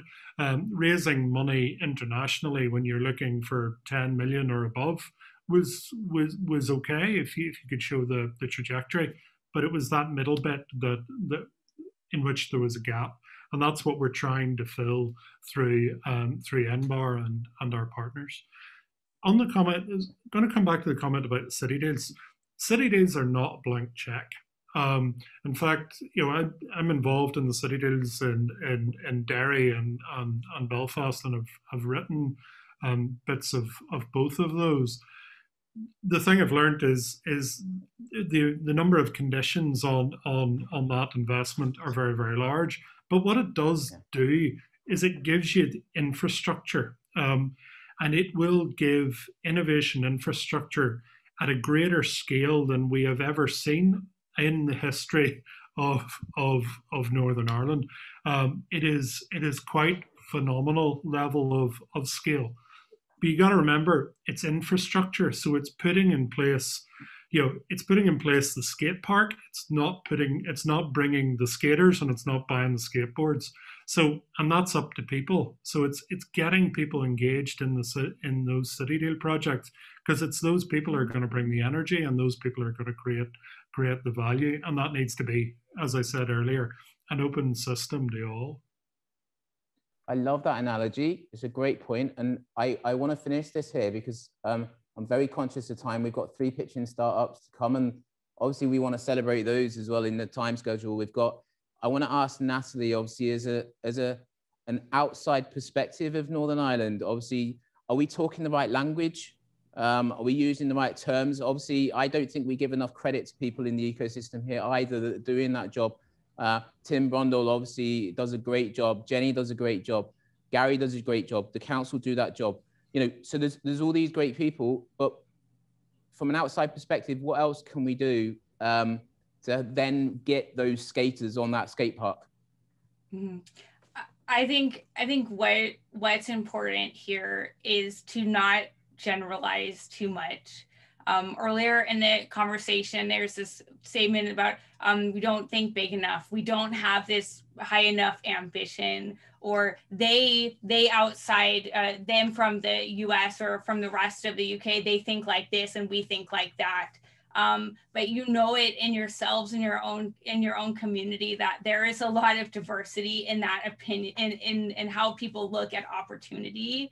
And I think it's important to understand that that's a spectrum, and understand that entrepreneurship, successful entrepreneurship can look a lot of different things. Of course, there's people that are looking to build unicorn startups, but to build the next great coffee shop or sock company or something, a great, strong local business needs to be celebrated as well, and not think, oh, because it's not a $1 billion company, that it's not a success story. It's about giving credit to really that variation there. And at the heart of it is understanding, especially if you're an entrepreneur looking for a global market, or you want to support founders in reaching global markets, it's that you have to not look at the world as an us versus them mentality. That is the first thing, because if you're trying to sell to the entire world, you need to understand that, you know, that if the entire world is potentially your customer, it's about reaching them where they are, and not looking at ourselves as we're one way and that we can't be another way. Is that everything is a spectrum and everyone can be malleable a little bit, and really not putting it in this us versus them. Celebrate what makes you special in Derry and what makes you special in Northern Ireland, but of course make that feel like it's something that's inclusive and accessible for everyone. You need to have kind of, at the end of the day, entrepreneurs, the entrepreneurial identity is actually more durable than a national one. It's like you might feel more comfortable as an entrepreneur and adhering to this entrepreneurial mindset as your identity, than thinking of yourself as I'm a Northern Irish entrepreneur. And I think that's what's important. You can always celebrate your roots, but at the end of the day, think about how we can make that accessible from wherever you are. Because if it's about bringing in foreign direct investment or international capital or investors, you want to make that feel like we're not a club that you need to be broken in. And I know in the UK, that's something that does feel it can feel very inaccessible. I've done a lot of work in the northwest of England, also across Scotland. You see huge kind of fiefdoms where people aren't talking with one another because they support a different team than I do. And that sort of mentality, it really does a disservice to everyone that's working so hard to make it better. The whole rising tide lifts all boats kind of thing. We all are in this together. I know it's a trait, a lot of people have been saying this lately, but that's what it takes to reach a global market, is we're all working together. Natalie, thank you for those last comments, and thank you everyone for being on the panel today. And thank you for what you do within the ecosystem. And let's continue to join those dots. And obviously, Gary, what you do at Tech Nation is brilliant, and you've made a difference in Northern Ireland. And I don't think we give credit to that. Jenny, you've made a difference, private accelerator. Ryan, with the incubator that you're just about to open in Edmonton, you're putting your money where your mouth is. And there's too many people do the talk and not enough people do the walk. So I say thank you to all of you for joining us, you for supporting this event, Raise for supporting this event, and obviously Natalie, Edinburgh, wherever you are next time, it's great to chat with you as well. So guys, thank you ever so much. that's the end of the panel. So obviously, if we were in an audience, I'd probably say there'd be a clap at this point, wouldn't there? Yeah, probably. We could do that.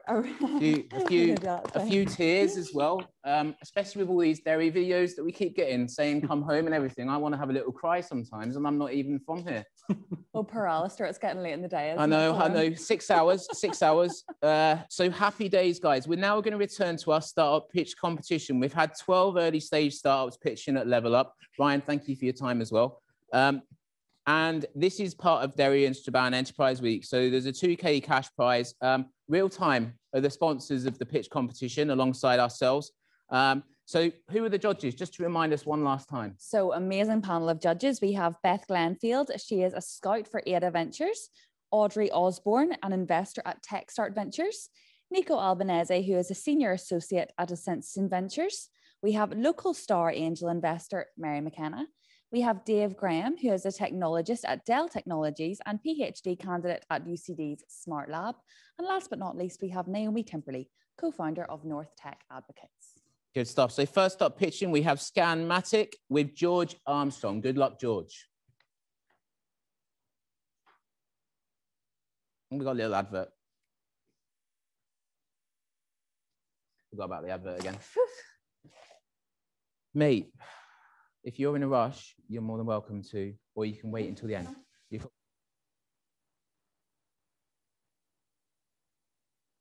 I remember when I had my business idea. I was in the kitchen making tea, and the only cup left was an ugly old mug. I thought, I could do better than that. I've always had an eye for design, so I just decided to go for it. But I didn't have a clue what to do next. It's a bit scary taking the next step. Then my mate told me about the council. Their business advisor helped me lay out my business plan, making getting finance much easier. Now, I'm on a mission to get rid of all the ugly mugs in the world. We're for all ideas, big or small, and can help make your business idea a reality. Call us and arrange a free business advisor meeting to develop your business plan with your local council.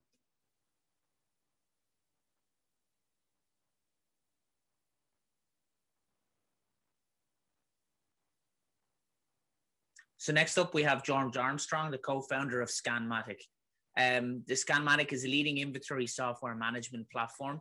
And before Scanmatic, George has had over 20 years experience working with retailers across the UK and Ireland as a reseller of EPOS software and leading a support desk specializing in high street retail.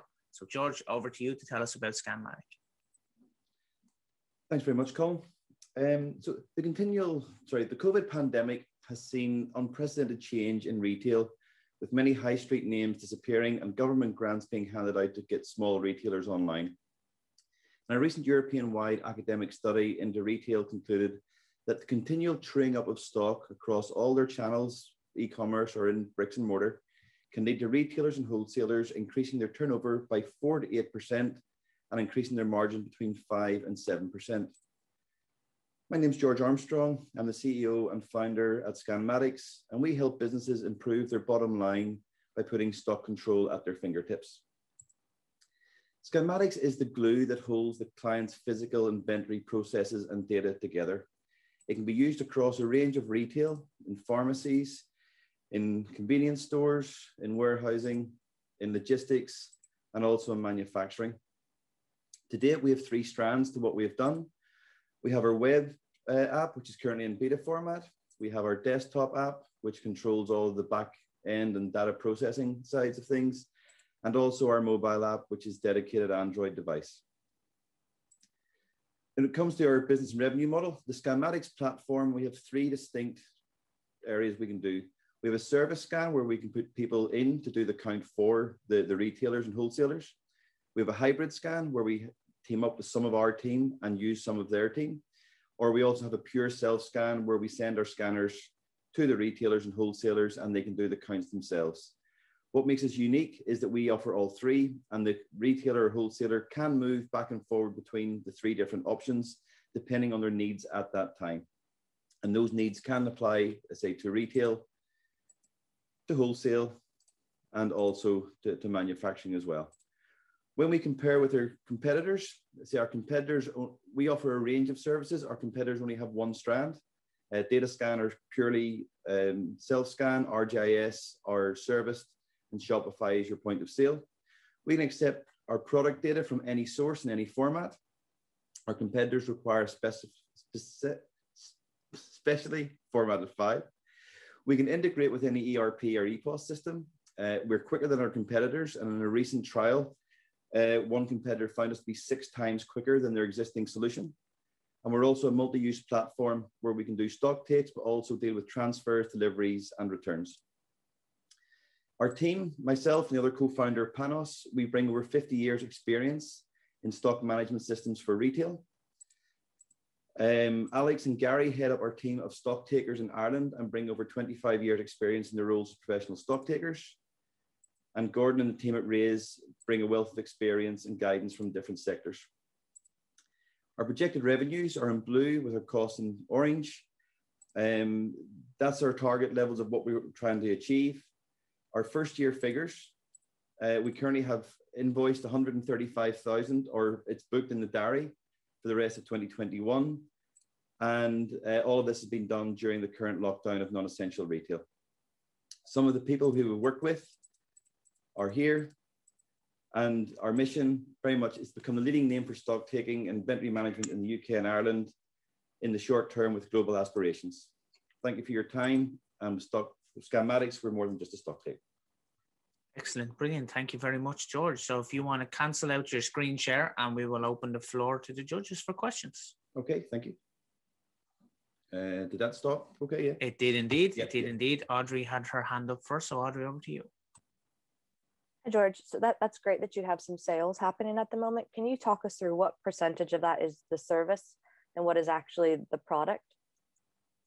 Okay, at the moment, for the guys who are doing the service, that is in the region of 60% as it currently stands. 20% of what we're doing is in regards to software as a service, which is for the inventory management side of things and transfers, and 20 is self-scan. We're hoping to change that, but in the current climate, trying to get people to understand self-scan with retail being closed, that's been our most challenging aspect of where we are at the moment.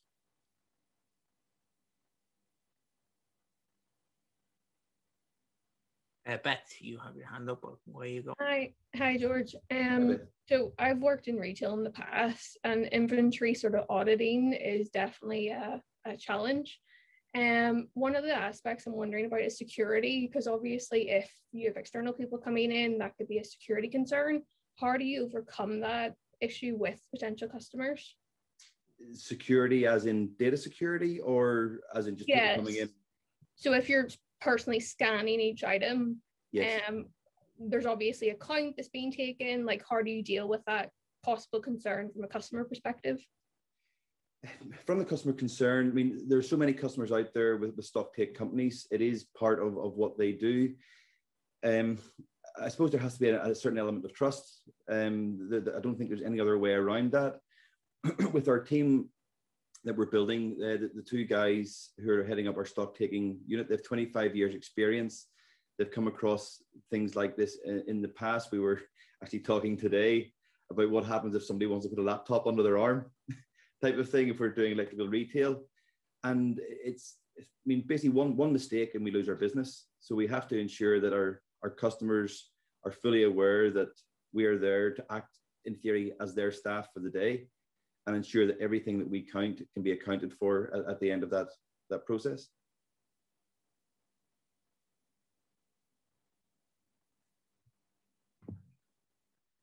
Mary, over to you.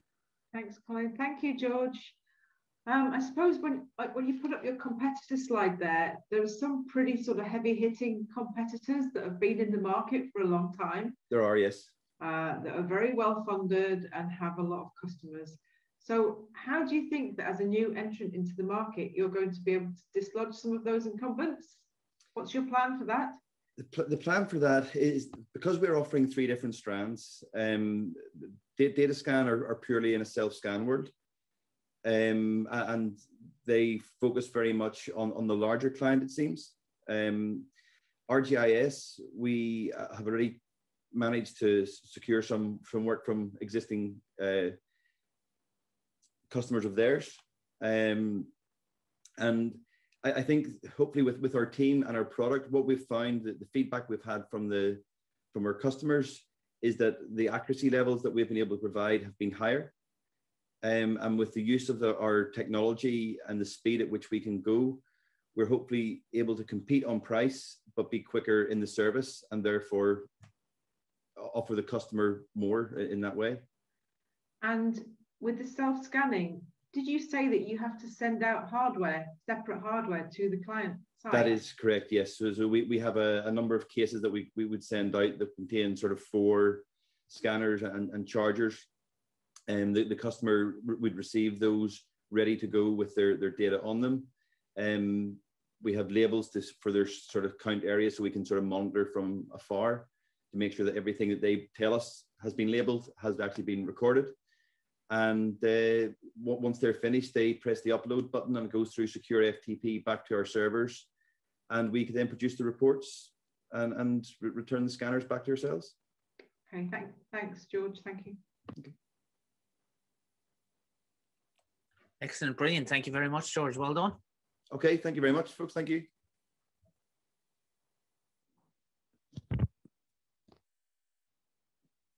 Rock and roll. Cheers, George. Absolutely spot on. Right, next up, we have Swift Swap with Rachel Harkin. Thank you.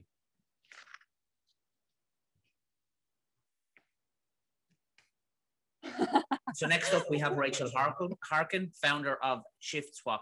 So Rachel is the founder of ShiftSwap. She's been working for 14 years in tech, leading development teams in the SME sector. She now has started her own startup journey with ShiftSwap, with an aim to giving back by supporting workplace well-being through the development of her own predictive scheduling solutions. So Rachel, over to you. Hello, thanks for the introduction there. As I was saying, I'm a founder and 13 years leading software tech team. So initially, I just want to get ended here as we go on. So initially, we came across an idea from colleagues and friends and families who regularly spoke of how there needed to be a solution for people to have better work-life balance and more control over when they worked rather than being called upon at the last minute to cover shifts and rewrite rotas. So after a bit more research, I found that from a study of the employment of the majority industry sector from the US Bureau of Labor Statistics, shows us that in 2019, there are currently a total of 58.3 million workers employed in the USA's education, healthcare, professional services, and manufacturing sectors. And all of these are key industries known for operating shift, rota, or on-call work schedules as standard workplace policies. But over 32.9 million of these workers don't actually have flexible work schedules. And that's in total 58.3 million workers without predictive work schedules or an inability to change their flexible work schedule. So with this in mind, we discovered that to me, this is only a tiny segment of the population that actually works in these patterns. But the impact of working in these patterns is there's a budget uncertainty for workers and employees, and employers can predict labor costs effectively, which, you know, there's childcare problems as well. There's missed appointments for doctors and stuff like that, which can lead to health trouble, creating stress and sleep issues, which then in turn creates money worries. And it affects the employees' overall well-being, which in turn leads to negative work environments, and it develops leading to loss of staff, and again increases lower staff retention. So the cost of recruitment and training is more for agency staff as well, particularly in the medical and healthcare sector. But in 2019, the US introduced a predictive scheduling law that meant they needed to have people within those shift patterns needed to have a minimum of 4 weeks notice for any work schedules. The UK have a similar policy. It's called the Working Time Directive, but it has open to interpretation on how far in advance shift workers can receive their working hours for the next up to 8 weeks. But ShiftSwap aims to support these with the future goal that these policies will be implemented globally to enable better work-life balance for employees. So we expect ShiftSwap to be intuitive and have a simple, intuitive user interface, allowing for quick and easy adoption for immediate use and effective communication. But the core aspect of this will be the machine learning technology behind it that's going to drive it. It's going to tailor shifts to suit both the business needs and also the employee's personal time constraints and or availability. Learning over time. 30 seconds. learning over time the right shifts for the employee. Now the market, we've seen the healthcare market's going to increase from at a 1.4% rate from about to 2019 up to just under 30 million employees will be employed by that stage, which has given us, as you can see, the SAM will be $25 to $29 million. So we'll be pricing the product at $1 per employee. Now, obviously, it'll take a long time to get to that level, but we envisage an incremental increase every year. But hopefully, within the first 5 years, we'll at least cover that ground. And then professional services is also another potential market. That's for the time, Rachel. Sorry, Rachel. Sorry? That's is that time. the 3 minutes over? Yep. Oh my God. Very, very quick. Well done, though. It was nice. It was good so far. If you want to stop screen sharing with us, and then we can open the floor to our judges. So well done.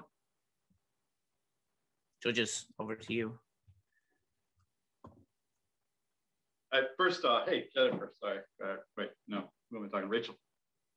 Talking on Jennifer and Rachel there. No, I appreciate your passion for this particular problem. Again, as the world kind of returns to what we call normal, there is a sizable market there. I think you identified that, and I'm sure if you got into the statistics, yes, 3 minutes gets rippingly fast when you go through this. So, I love the fact you're identifying the problem up front.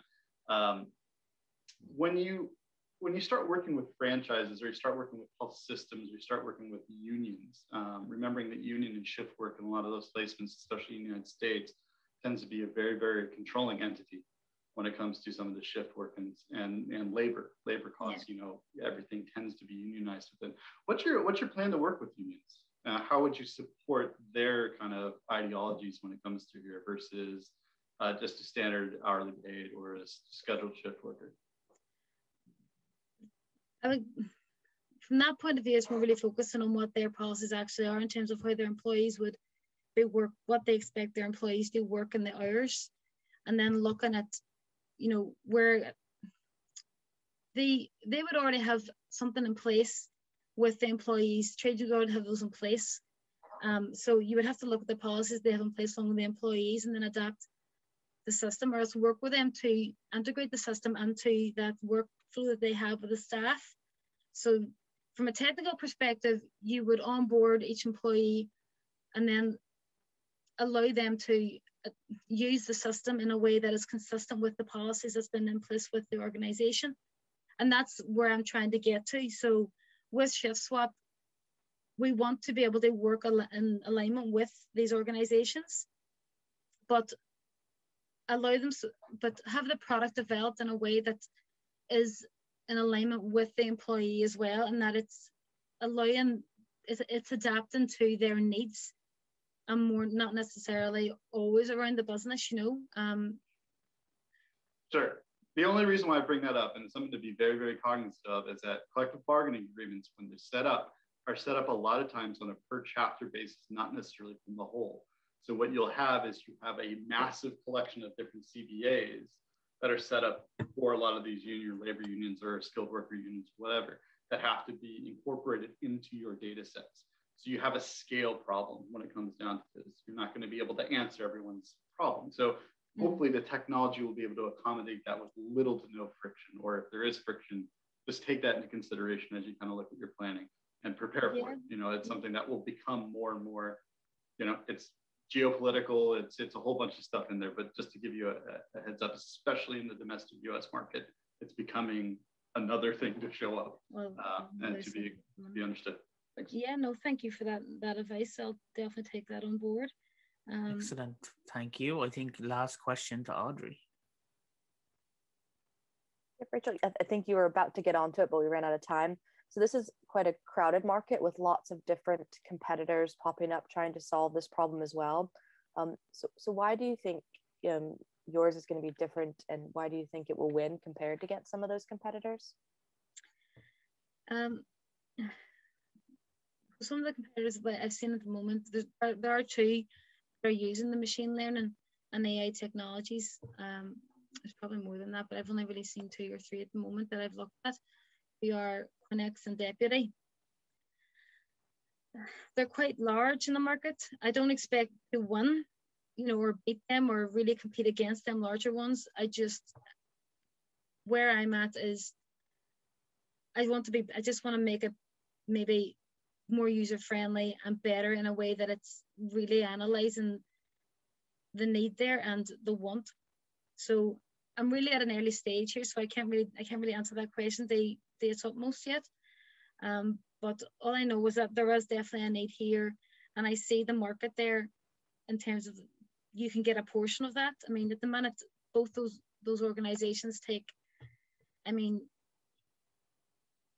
let's come back on the screen here, sorry. So Next at the minute have received an estimated revenue, they make an estimated revenue 22 million, and they've received $51 million in funding in Europe in the healthcare sector. So a lot of the competitors that I have aren't really focused in the healthcare. It's only really Connex and I think Plandy were another one, and then Rotocloud were another. But a lot of the others focus on,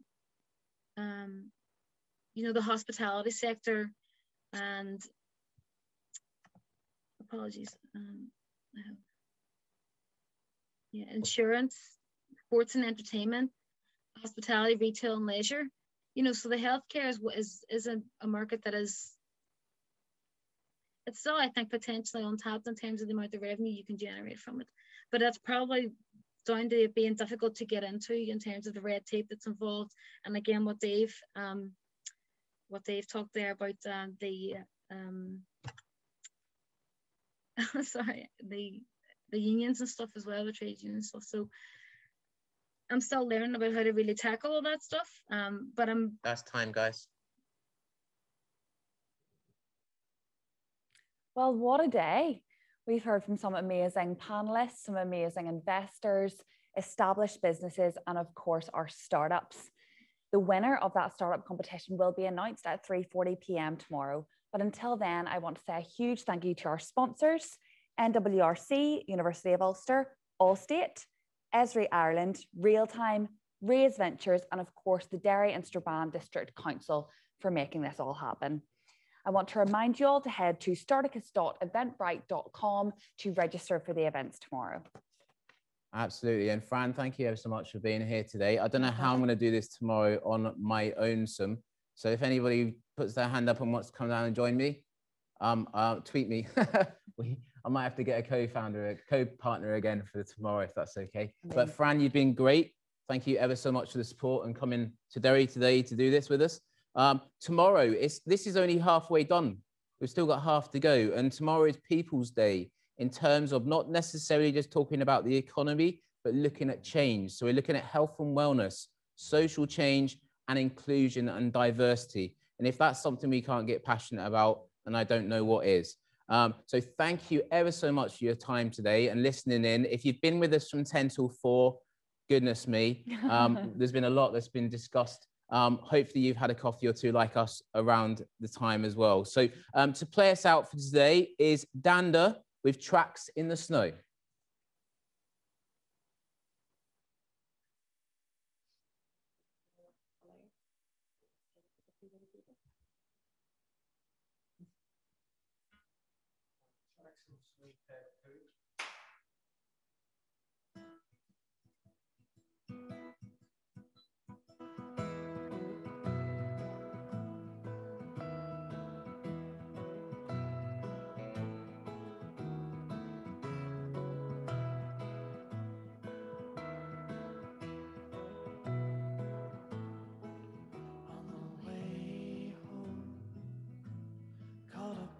Snowstorm,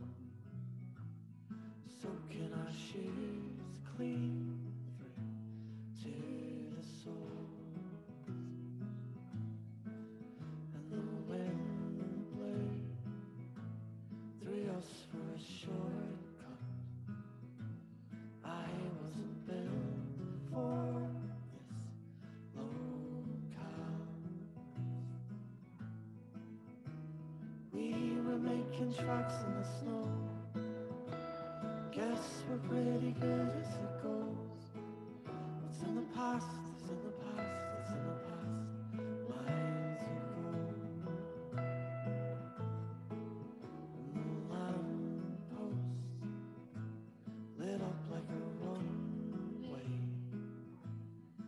stretching as far as I could see. And the sound of the crunching and crackling, I swear it was rattling through my bones. We were making tracks in the snow. Guess we're pretty good as it goes. What's in the past is in the past is in the past, miles ago.